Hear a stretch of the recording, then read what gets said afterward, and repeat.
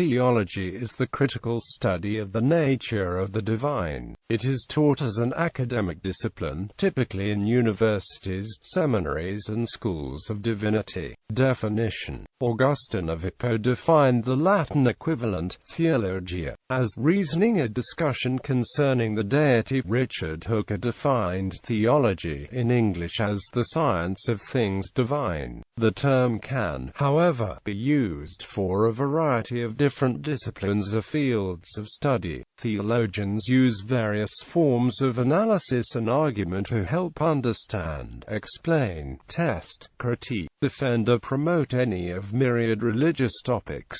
Theology might be undertaken to help the theologian understand more truly their own religious tradition, understand more truly another religious tradition, make comparisons among religious traditions, defend or justify a religious tradition, facilitate reform of a particular tradition, assist in the propagation of a religious tradition, or draw on the resources of a tradition to address some present situation or need. Draw on the resources of a tradition to explore possible ways of interpreting the world. Explore the nature of divinity without reference to any specific tradition, or challenge or oppose a religious tradition of the religious worldview. History of the term theology translates into English from the Greek theologia, which derived from theos, meaning God, and logia, meaning utterances, sayings, or oracles, which had passed into Latin as theologia and into French as théologie. The English equivalent, theology, had evolved by 1362. The sense the word has in English depends in large part on the sense the Latin and Greek equivalents had acquired in patristic and medieval Christian usage, though the English term has now spread beyond Christian contexts. Greek theologia was used with the meaning discourse on God in the 4th century BC by Plato in the Republic, Book ch. 18. Aristotle divided theoretical philosophy into mathematica, physica and theologica, with the latter corresponding roughly to metaphysics, which, for Aristotle, included discourse on the nature of the divine. Drawing on Greek Stoic sources, the Latin Rite of Varro distinguished three forms of such discourse: mythical, rational and civil. Theologos, closely related to theologia, appears once in some biblical manuscripts, in the heading to the Book of Revelation, Apocalypsis Ioannoi toi theologoi, the revelation of John the Theologos.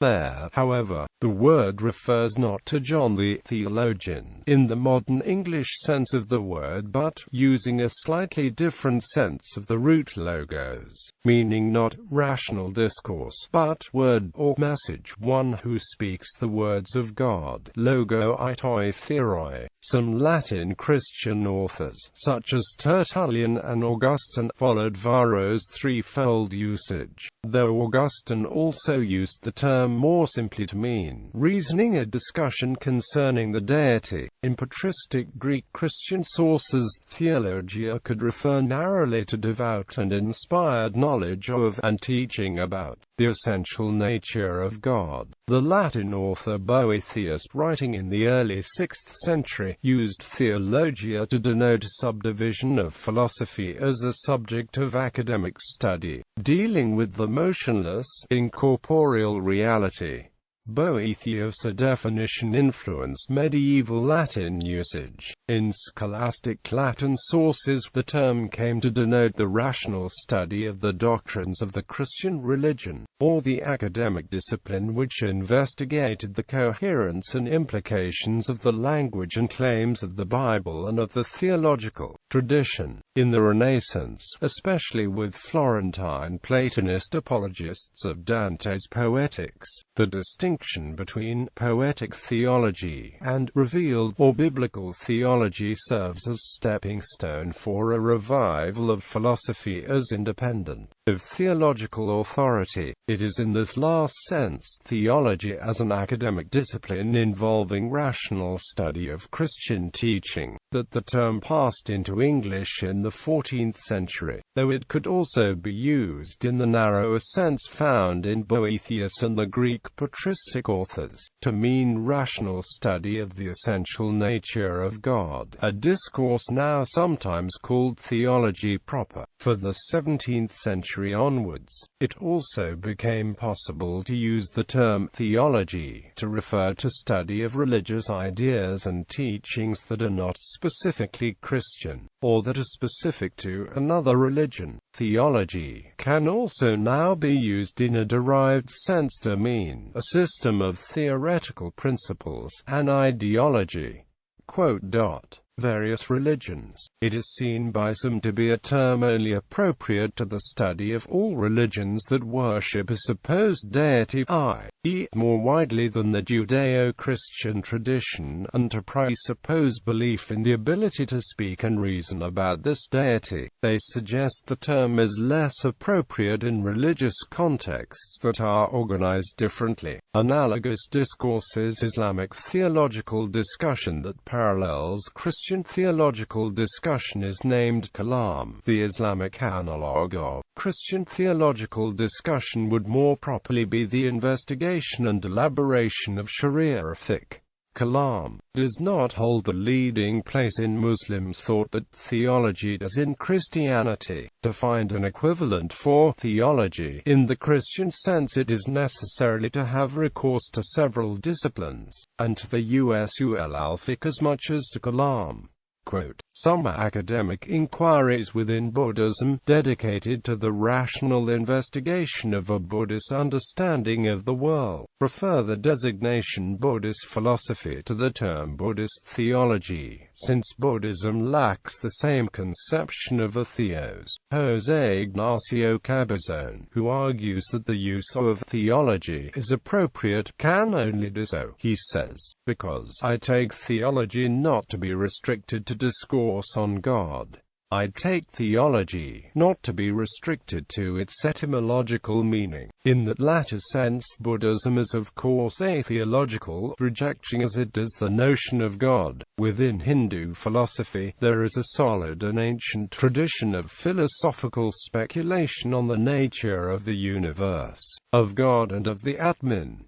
The Sanskrit word for the various schools of Hindu philosophy is darshana. Vaishnava theology has been a subject of study for many devotees, philosophers and scholars in India for centuries, and in recent decades also has been taken on by a number of academic institutions in Europe, such as the Oxford Centre for Hindu Studies and Bhaktivedanta College. See also Krishnology. In Judaism, the historical absence of political authority has meant that most theological reflection has happened within the context of the Jewish community and synagogue, rather than within specialized academic institutions. Nevertheless, Jewish theology historically has been very active and highly significant for Christian and Islamic theology. It is sometimes claimed, however, that the Jewish analog of Christian theological discussion would more properly be rabbinical discussion of Jewish law and Jewish biblical commentaries. Theology as an academic discipline. The history of the study of theology in institutions of higher education is as old as the history of such institutions themselves. For instance, Taxila was an early center of Vedic learning, possible from the 6th century BC or earlier. The Platonic Academy, founded in Athens in the 4th century BC, seems to have included theological themes in its subject matter. The Chinese Taizu delivered Confucian teaching from the 2nd century BC. The school of Nisibis was a center of Christian learning from the 4th century AD. Nalanda in India was a site of Buddhist higher learning from at least the 5th or 6th century AD, and the Moroccan University of Al-Qarawiyyin was a center of Islamic learning from the 10th century, as was Al-Azhar University in Cairo. Modern Western universities evolved from the monastic institutions and cathedral schools of Western Europe during the High Middle Ages. For the beginning, Christian theological learning was therefore a central component in these institutions, as was the study of church canon law. Universities played an important role in training people for ecclesiastical offices, in helping the Church pursue the clarification and defense of its teaching, and in supporting the legal rights of the Church over against secular rulers. At such universities, theological study was initially closely tied to the life of faith and of the Church. It fed, and was fed by, practices of preaching, prayer and celebration of the Mass. During the High Middle Ages, theology was therefore the ultimate subject at universities, being named the Queen of the Sciences, and serving as the capstone to the trivium and quadrivium that young men were expected to study. This meant that the other subjects existed primarily to help with theological thought. Christian theology's preeminent place in the university began to be challenged during the European Enlightenment, especially in Germany. Other subjects gained in independence and prestige, and questions were raised about the place in institutions that were increasingly understood to be devoted to independent reason of a discipline that seemed to involve commitment to the authority of particular religious traditions. Since the early 19th century, various different approaches have emerged in the West to theology as an academic discipline. Much of the debate concerning theology's place in the university or within a general higher education curriculum centers on whether theology's methods are appropriately theoretical and scientific, or, on the other hand, whether theology requires a pre-commitment of faith by its practitioners, and whether such a commitment conflicts with academic freedom. Theology and ministerial training. In some contexts, theology has been held to belong in institutions of higher education primarily as a form of professional training for Christian ministry. This was the basis on which Friedrich Schleiermacher, a liberal theologian, argued for the inclusion of theology in the new University of Berlin in 1810. For instance, in Germany, theological faculties at state universities are typically tied to particular denominations, Protestant or Roman Catholic, and those faculties will offer denominationally bound degrees, and have denominationally bound public posts amongst the faculty, as well as contributing to the development and growth of Christian knowledge. They provide the academic training for the future clergy and teachers of religious instruction at German schools. In the United States, several prominent colleges and universities were started in order to train Christian ministers. Harvard, Georgetown, Boston University, Yale, and Princeton all had the theological training of clergy as a primary purpose at the foundation. Seminaries and Bible colleges have continued this alliance between the academic study of theology and training for Christian ministry. There are, for instance, numerous prominent U.S. examples, including Catholic Theological Union in Chicago, the Graduate Theological Union in Berkeley, Criswell College in Dallas, the Southern Baptist Theological Seminary in Louisville, Trinity Evangelical Divinity School in Deerfield, Illinois, Dallas Theological Seminary, and the Assemblies of God Theological Seminary in Springfield, Missouri. Theology as an academic discipline in its own right. In some contexts, scholars pursue theology as an academic discipline without formal affiliation to any particular church, and without focusing on ministerial training. This applies, for instance, to many university departments in the United Kingdom, including the faculties of divinity at the University of Cambridge and University of Oxford, the Department of Theology and Religion at the University of Exeter, and the Department of Theology and Religious Studies at the University of Leeds. Traditional academic prizes, such as the University of Aberdeen's Lumsden and Sachs Fellowship, tend to acknowledge performance in theology and in religious studies. theology and religious studies. In some contemporary contexts, a distinction is made between theology, which is seen as involving some level of commitment to the claims of the religious tradition being studied, and religious studies. By contrast, religious studies is normally seen as requiring that the question of the truth or falsehood of the religious traditions studied is kept outside its field. Religious studies involves the study of the historical or contemporary practices or ideas of those traditions using intellectual tools and frameworks that are not themselves specifically tied to any religious tradition, and that are normally understood to be neutral or secular. In contexts where religious studies in this sense is the focus, the primary forms of study are likely to include anthropology of religion, comparative religion, history of religions, philosophy of religion,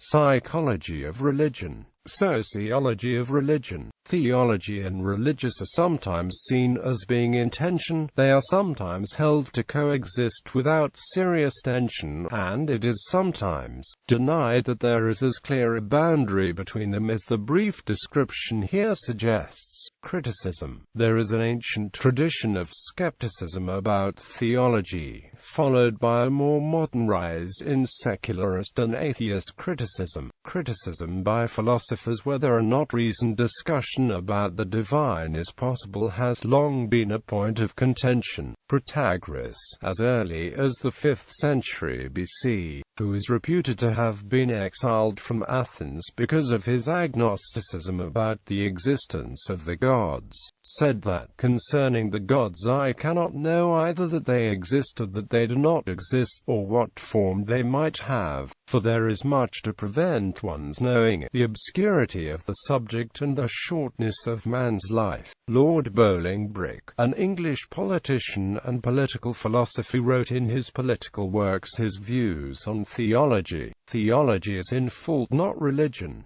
Theology is a science that may justly be compared to the box of Pandora. Many good things lie uppermost in it, but many evil lie under them, and scatter plagues and desolation throughout the world. Thomas Paine, the American revolutionary, wrote in his two-part work The Age of Reason, the study of theology, as it stands in Christian churches, is the study of nothing, it is founded on nothing, it rests on no principles, it proceeds by no authorities, it has no data, it can demonstrate nothing, and it admits of no conclusion. Not anything can be studied as a science, without our being in possession of the principles upon which it is founded, and as this is the case with Christian theology, it is therefore the study of nothing. Ludwig Feuerbach, the atheist philosopher, sought to dissolve theology in his work Principles of the Philosophy of the Future. The task of the modern era was the realization and humanization of God, the transformation and dissolution of theology into anthropology. Quote,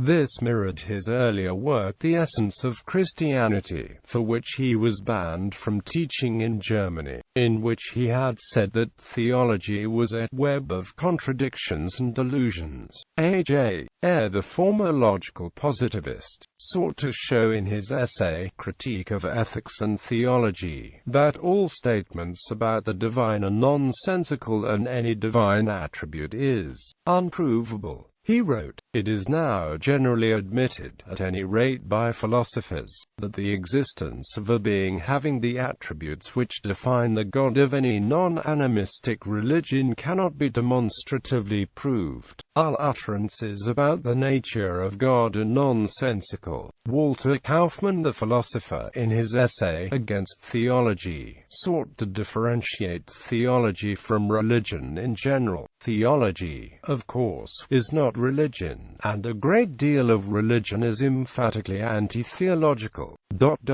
An attack on theology, therefore, should not be taken as necessarily involving an attack on religion. Religion can be, and often has been, untheological or even anti-theological. Quote, however, Kaufmann found that Christianity is inescapably a theological religion.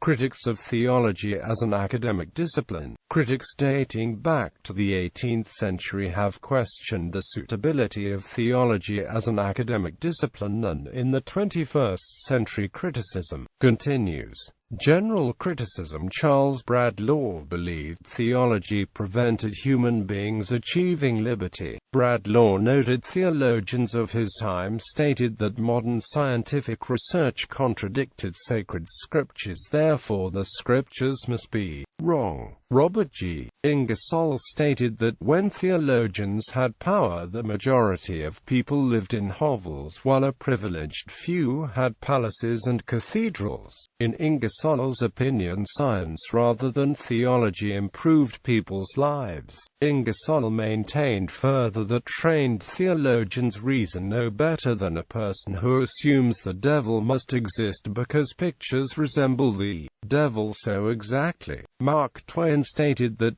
several mutually incompatible religions claimed to be the true religion and that people cut the throats of others for following a different theology.